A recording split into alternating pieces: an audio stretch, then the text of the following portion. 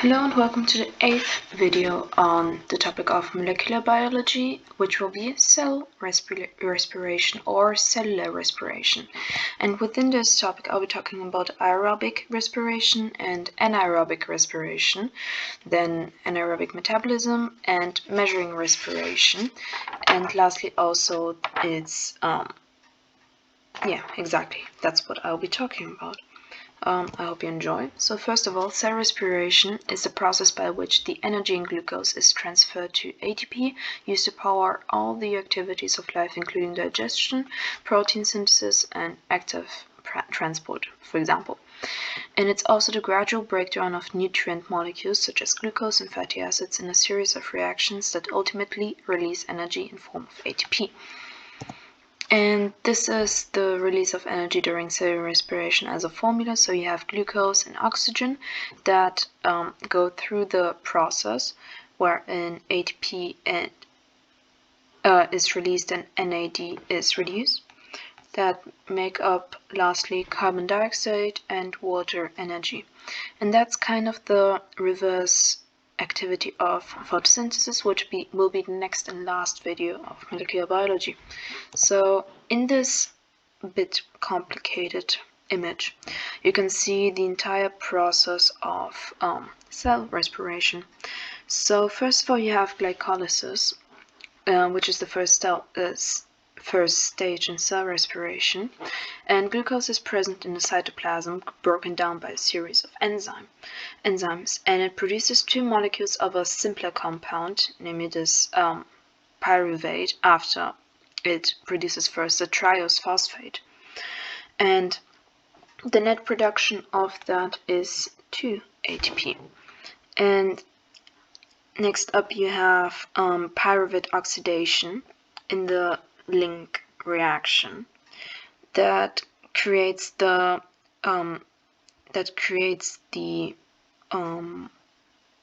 molecule of acetyl-CoA in the mitochondria. And first of all, aerobic respiration occurs with the presence of oxygen, of course, and it's the most efficient way of producing ATP carried by cells with the mitochondria.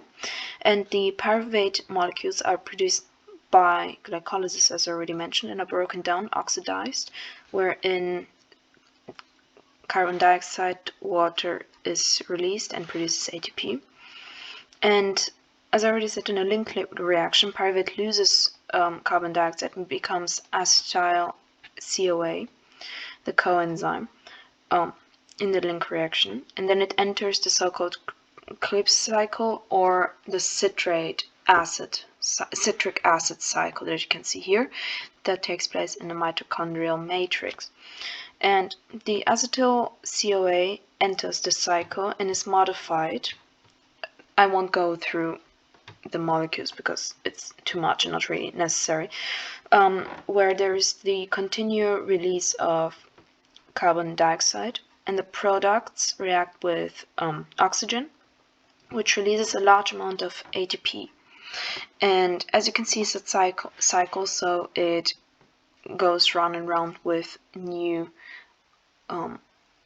molecules coming from glycolysis and going through all of that to produce ATP, necessary for biological functions.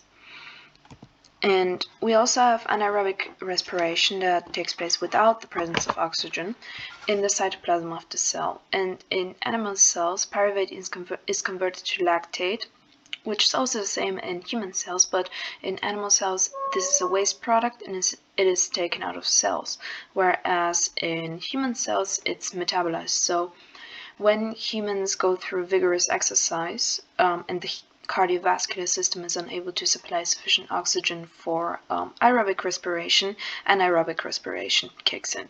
So although it releases far less energy per molecule of glucose, it maximizes the power output, and the consequence for lactate in humans is cramps. Therefore it's not a sustained respiration, and the lactate is taken out by the blood to the to the liver, where it's converted back to pyruvate necessary for aerobic respiration.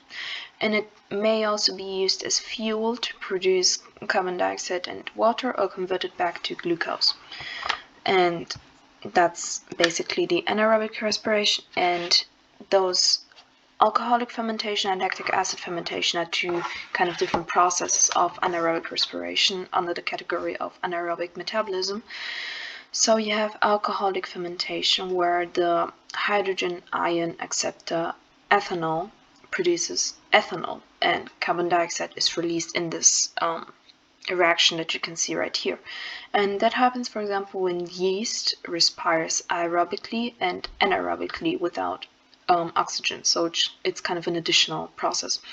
And the high levels of ethanol inhibit the pathway, so it's again limited, and it's also used by root cells of plants when they're too deep in the earth to perform aerobic respiration. So we have this alcoholic respiration turning into ethanol in the end, and yeah, that's how we get beer, for example. And on the other hand, we also have lactic acid fermentation performed by skeletal muscles that produce ATP using lactic acid fermentation.